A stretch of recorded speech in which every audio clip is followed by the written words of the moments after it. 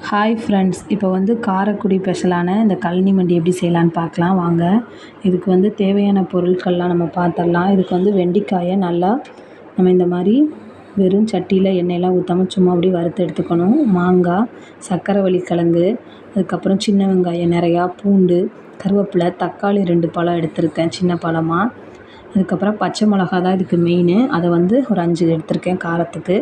இதுக்கப்புறம் புளி வந்து இந்த அளவுக்கு எடுத்து நம்ம வந்து அரிசி களைஞ்சிருக்க ஃபஸ்ட்டு களையிற அந்த தண்ணி எடுத்துக்கணும். அதான் அந்த கழனி. இந்த கழனி தண்ணி எடுத்து இதில் வைக்கிற குழம்பு தான் இது வந்து கழனி மண்டின்னு சொல்லுவாங்க. டேஸ்ட்டு சூப்பராக இருக்கும். வாங்க எப்படி செய்யலான்னு பார்க்கலாம். அதுக்கப்புறம் இதுக்கு தேவையான வெந்தயம், கடுகு எல்லாம் போட்டு தாளிச்சிட்டு நம்ம எடுத்து வச்சுருக்க வெங்காயம், அதுக்கப்புறம் பச்சை மிளகா, வெங்காயம், தக்காளி எல்லாத்தையும் ஆட் பண்ணிடணும். பச்சை மிளகாயை நல்லா நீல வாக்கில் அறுத்துக்கணும். அப்போ தான் நல்லா காலை இறக்கணும்.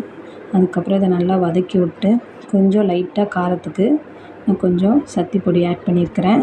பெருங்காயம் எல்லாம் ஆட் பண்ணி புளியை ஊற்றி நல்லா கொதி வர்ற வரைக்கும் நல்லா வேக விட்டு இறக்குனா கழனி மண்டி ரெடி ஆயிரும். இதோட லாஸ்ட்டாக இறக்கும்போது மாங்காய் போட்டு இறக்குனா டேஸ்ட்டு சூப்பராக இருக்கும். நீங்களும் ட்ரை பண்ணி பாருங்கள். லைக் பண்ணுங்கள், ஷேர் பண்ணுங்கள், சப்ஸ்கிரைப் பண்ணுங்கள் ஃப்ரெண்ட்ஸ்.